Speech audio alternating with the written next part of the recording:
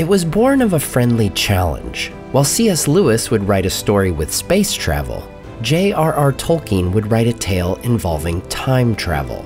The result would be an entire trilogy for Lewis, and for Tolkien, a furthering of the story of his tragic realm of Numenor.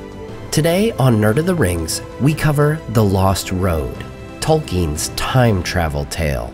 While we don't know the exact time this famous prompt took place, we know that sometime prior to the fall of 1937, J.R.R. Tolkien and C.S. Lewis, having been unsatisfied with the stories they read, decided to write stories themselves, featuring two distinct and incredible forms of travel.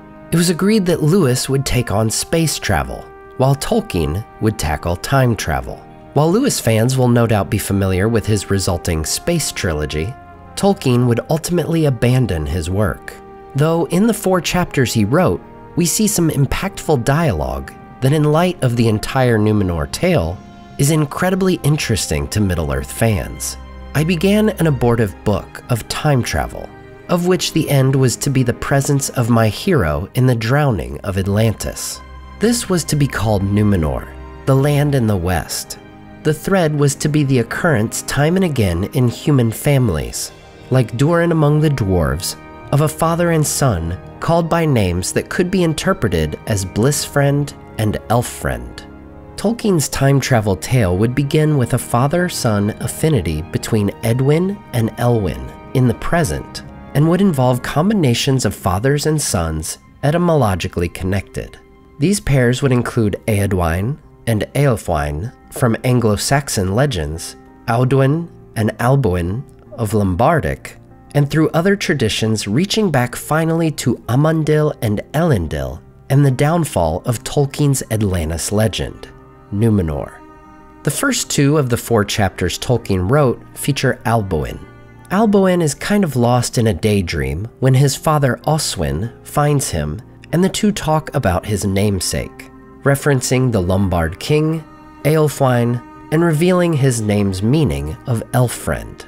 Finally, the father and son go back into their house, but before going to bed, Alboin looks westward over the sea and says, "They look like the eagles of the Lord of the West coming upon Numenor." Despite not knowing what it meant, the words that came to him do not feel strange.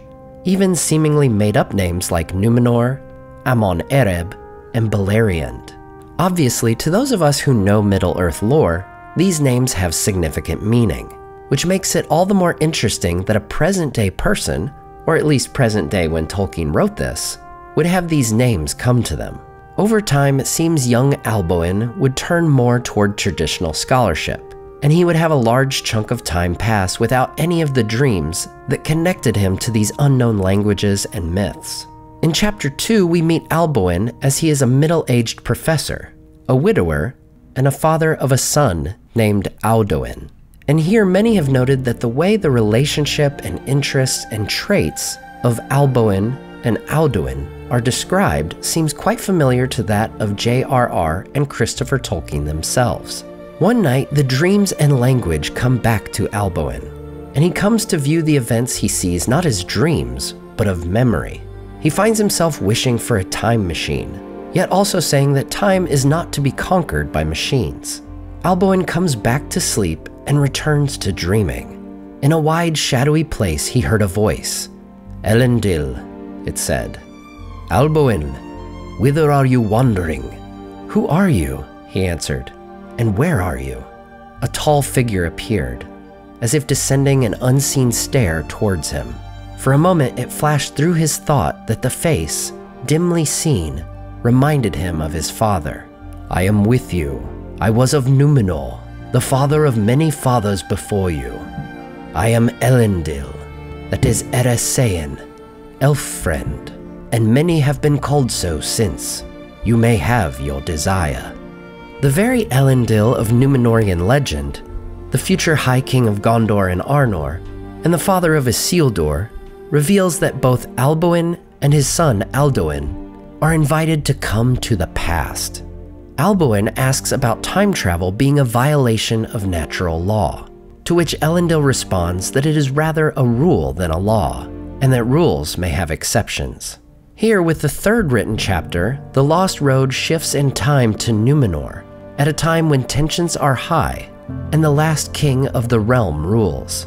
Though in this version, his name is Tarkalion rather than Ar-Pharazôn. Here we see Elendil finding his son, here named Herendil, along the beach of Numenor.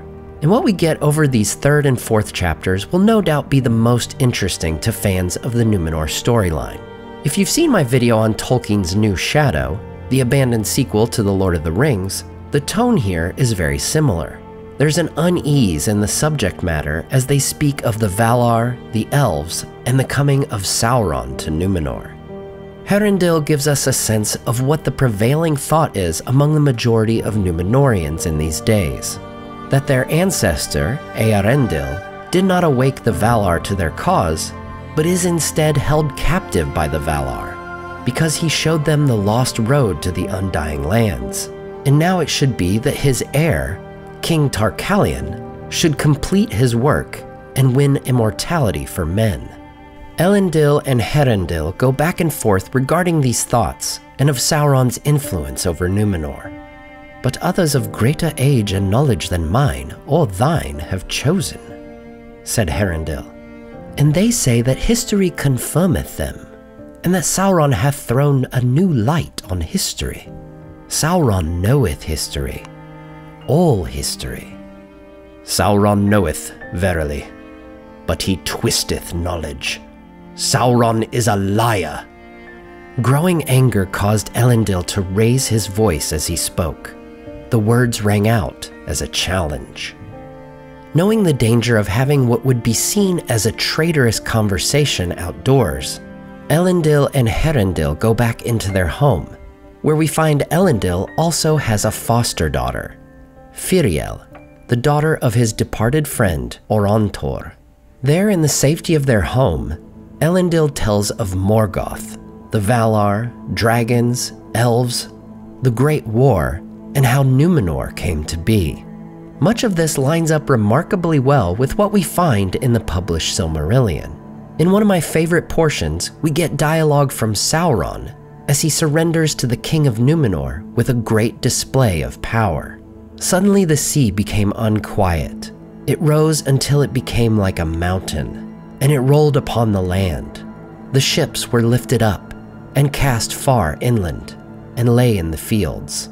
Upon that ship, which was cast highest and stood dry upon a hill, there was a man, or one in man's shape, but greater than any even of the race of Numenor in stature. He stood upon the rock and said, "This is done as a sign of power, for I am Sauron the Mighty, servant of the strong." Wherein he spoke darkly, "I have come.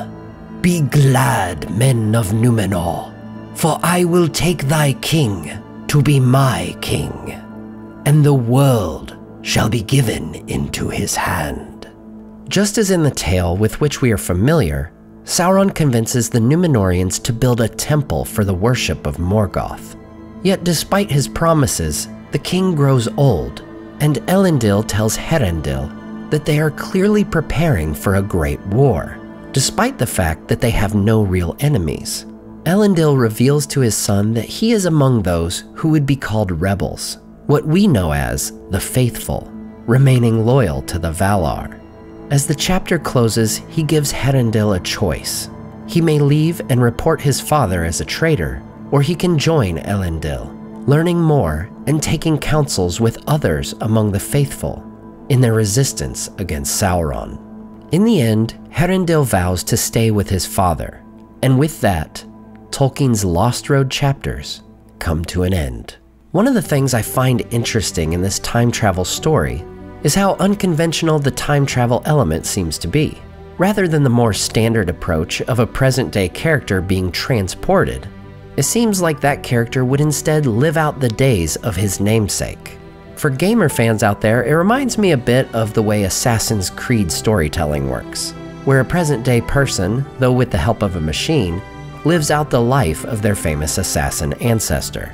What I enjoy most about reading this, however, is not necessarily the time travel or present-day aspect, but the more intimate scenes of Elendil during the dark days of Numenor. The sense of secrecy they must operate within is something we don't get a lot of in most Second Age writings. And the amount of dialogue here was a pleasant surprise when I first read The Lost Road. Seeing that being among the faithful is a dangerous business, and how and when parents would reveal this to their children, is a really fascinating concept and makes for some great drama. As we know, Tolkien would never finish his Lost Road novel, though he would later take a second pass at it, which we can cover in a future video. But his friend C.S. Lewis would indeed publish his space travel story. In fact, Lewis even refers to an Atlantean location of Numenor. Though he spells it differently because he hadn't seen Tolkien's spelling, it is meant to be the same location. And if you want to learn all about that, check out my friend over at Into the Wardrobe, who will soon be publishing his video on Lewis's Space Trilogy. As always, I want to say a huge thank you to my Patreon supporters who make this channel possible. Tom DeBombadil 19, Listen Me the Cinda, Mandu Pandu, Andrew Carlisle, The Mighty Mim, Team Weasel, Rabbi Rob Thomas, Sky Carcass, Slide Belts, Dane Ragnarsson, Salim Rahman, Zetrock, Berto Berg, Grand Strategy Nerd, Graham Darricott, The Dark-Haired One, Wyland, Michael Wu, and Debbie. If you enjoyed the artwork in this video, check out the artists in the description and purchase prints of their great work for yourself. Thanks so much for watching and subscribing, and we'll see you next time on Nerd of the Rings.